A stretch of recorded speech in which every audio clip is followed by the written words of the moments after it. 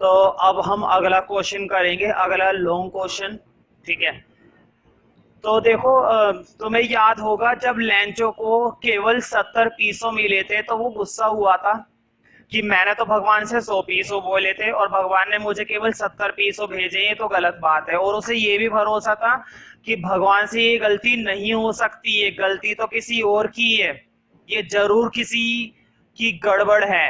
तो उसने ऐसा तुरंत कहा कि जरूर ये जो पोस्ट मास्टर है या फिर ये जो पूरा बूथ है, जरूर इन्हीं लोगों ने कुछ ना कुछ करा है, ये तो ठगों की टोली है, ये घुसपैठी है, इन्होंने गड़बड़ करी है, हो ना हो मेरे 30 पीसों इन्होंने ही चुराए हैं। तो उसने ये सारी बातें अपने लेटर में लिखी थी। दूसरे लेटर में जब वो सेकंड लेटर फिर से भगवान को पोस्ट करता है और वापिस ये लेटर किसको मिलेगा, पोस्ट मास्टर को मिलेगा। तो पोस्ट मास्टर की फीलिंग क्या होगी, उसकी भावनाएं क्या होंगी, उसको कैसा महसूस होगा।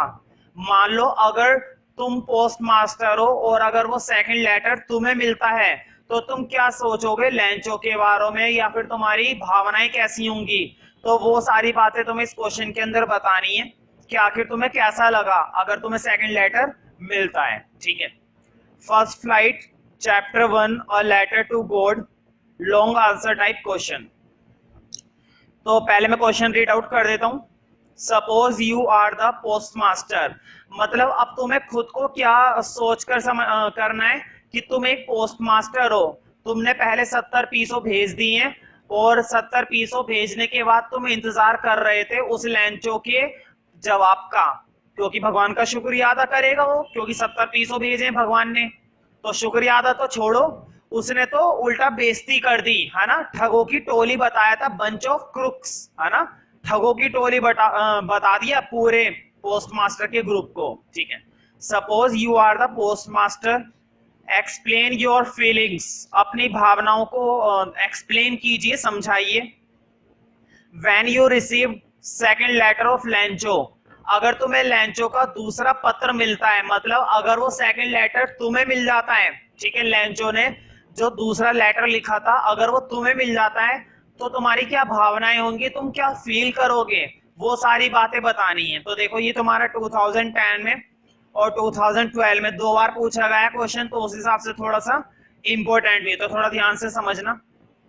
Open the letter of out of curiosity, curiosity का मतलब होता है जिज्ञासा, उत्सुकता। भाई तुमने मदद करी थी लेंचो की, तुम्हें जवाब का तो इंतजार रहेगा ना कि देखते लेंचो भगवान का कैसे शुक्रिया अदा करता है, भगवान ने उसकी मदद करी है। तो तुम्हें काफी जिज्ञासा थी, तुमने लेटर को खोला, तुम पोस्ट मास्टर हो, तुमने लेटर खोला बड़े उत्सुकता के साथ कि देखे तो सही क्या करा है, क्या जवाब दिया है उसने, किस तरह से हमारा शुक्रिया अदा करा है। ठीक है, open the letter out of curiosity, उसने जिज्ञासा के साथ, ठीक है, जिज्ञासा से भरा हुआ, उत्सुकता से भरा हुआ उसने लेटर खोला पोस्ट मास्टर ने। आई इमेजिन दैट, मतलब उसने कल्पना करी, वो कल्पना कर रहा था लेंचो के बारे में कि उसने कैसा जवाब दिया होगा। हो सकता है जवाब में शुक्रिया अदा करा हो, थैंक्स करा हो, है ना, धन्यवाद करा हो। ठीक है, I imagine that Lencho would have thank, मैं कल्पना कर रहा था या मैंने कल्पना करी कि लेंचो शायद शुक्रिया अदा करेगा, थैंक्स करेगा भगवान का, है ना, धन्यवाद करेगा, क्योंकि भगवान ने उसकी मदद करी है। For sending him the money, क्योंकि भगवान ने उसको क्या भेजे थे, पैसे। भाई उसको बीजों के लिए, दोबारा से खेती करने के लिए पैसों की जरूरत थी, तो भगवान ने उसको वो 70 पीसों भेजे थे, तो वो शुक्रिया अदा कर सकता था। ठीक है, लेकिन उसने उन 70 पीसों के शुक्रिया अदा की जगह उन पोस्ट मास्टर की और वहां के ग्रुप की बुराई कर दी। For sending him the money, शुक्रिया अदा तो दूर की बात है, बेइज्जती और कर दी। But on opening the letter, लेकिन लेटर खोलने पर, जैसे उस पोस्ट मास्टर ने या तुमने लेटर खोला, अपना दूसरा लेटर खोला, आई वॉज शॉक्ड, मैं चौंक गया। To read that instead of writing a few words of thanks, मतलब धन्यवाद के कुछ शब्द लिखने की बजाय, मतलब धन्यवाद का एक शब्द भी नहीं था वहां पर, इंस्टेड कर्स, वहां पर कर्स था। एक कर्स कहने का मतलब ये होता है बुरा भला, दूसरे को जब हम बुरा भला कहते हैं।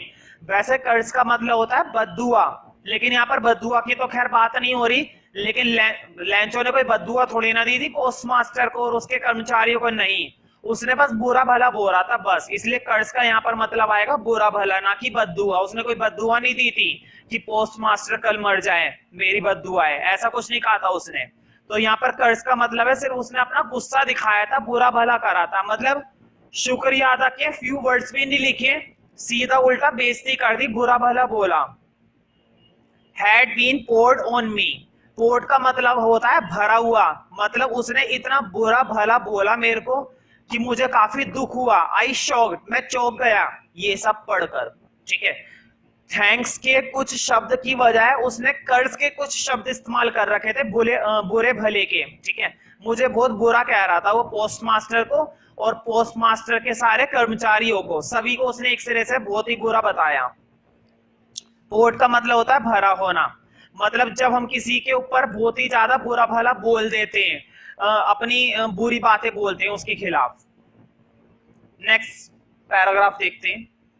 आई फेल्ट वेरी बैड, मुझे बहुत बुरा लगा। भाई सीधी सी बात है, जब हम दूसरे को बुरा बोलेंगे अच्छा तो लगेगा नहीं, बुरा ही लगेगा। वो थोड़े ना कहेगा मुझे बड़ा पसंद आया आपने मुझे गाली दी, ऐसा नहीं होता, ठीक है, उसे भी बुरा ही लगेगा।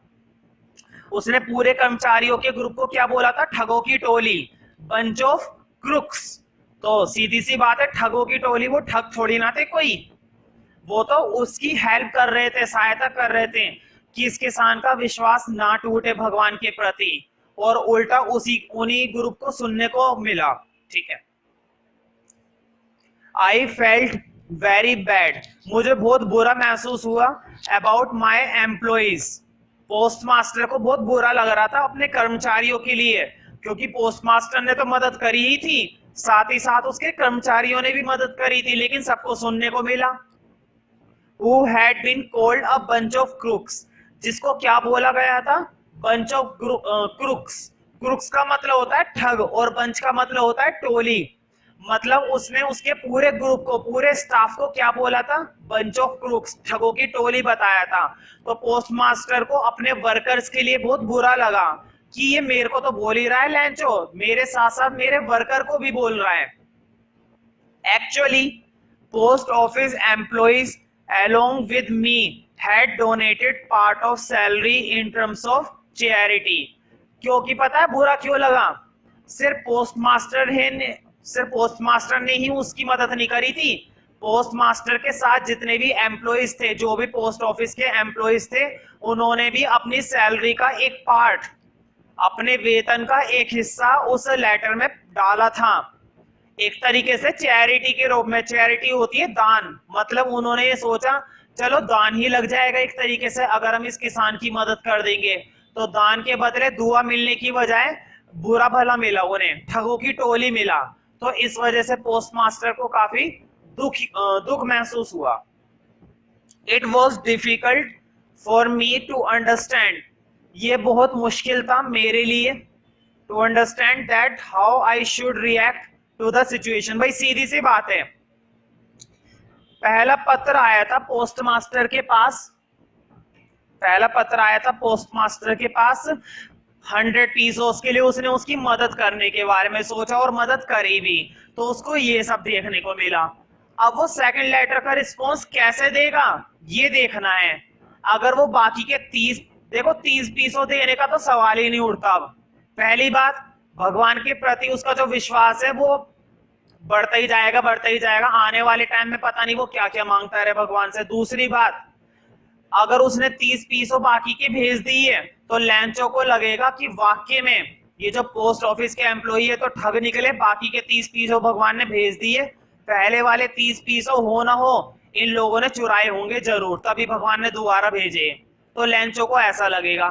तो 30 पीसों भेजने का तो सवाल ही नहीं उठता, लेकिन फिर भी पोस्ट मास्टर अब सोच रहा था कि मैं इस लेटर के प्रति या इस सिचुएशन के प्रति, इस स्थिति के प्रति कैसे रिएक्ट करूं, आखिर में क्या जवाब दूं। अब इट वॉज डिफिकल्ट, ये मेरे लिए मुश्किल था, टू अंडरस्टैंड, समझना, दैट हाउ शुड रिएक्ट, कि मुझे कैसे रिएक्ट करना चाहिए। शुड आ गया, शुड मतलब मॉडल, हमें कैसे रिएक्ट करना चाहिए, मुझे कैसे रिएक्ट करना चाहिए इस स्थिति के अनुसार।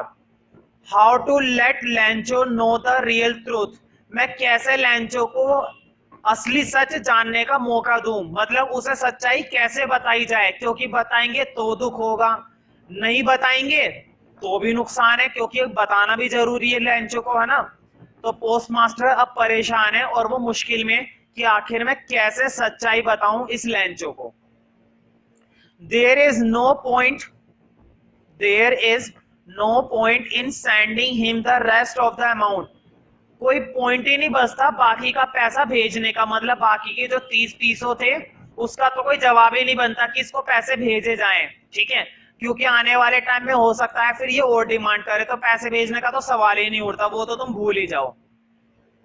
If I actually send him the rest of the amount, अगर मैं भेज भी देता हूं, मान लो अगर मैं फैसला ले लेता हूं बाकी बचा हुआ पैसा भेजने का, है ना, जो बचा रेस्ट का मतलब होता है बचा हुआ और अमाउंट का मतलब है जो पैसा भेजना था, ठीक है, तो बचा हुआ जो अमाउंट था अगर वो इस बचे हुए अमाउंट को भेजता है, ठीक है, he would keep on thinking that post office employees are actually cheats, तो लेंचो को लगेगा, वास्तव में लेंचो सोचेगा जरूर कि जरूर ये जो पोस्ट ऑफिस के एम्प्लॉइज थे ना ये चीट्स थे, धोखेबाज थे, क्योंकि भगवान ने 30 पीसों भेज दिए बाकी के, इसका मतलब हो ना हो पोस्ट ऑफिस के एम्प्लॉइज ने सबसे पहले वाले लेटर में धोखाधड़ी करी थी, तो उसको ऐसा लगेगा, तो बाकी का पैसा भेजने का तो सवाल ही नहीं उठता। दूसरी बात, अगर पैसा नहीं भेजा तो उसको सच्चाई कैसे बताई जाए कि ये जो पैसे थे ये हमने भेजे थे, तो उसको और ज्यादा दुख होएगा।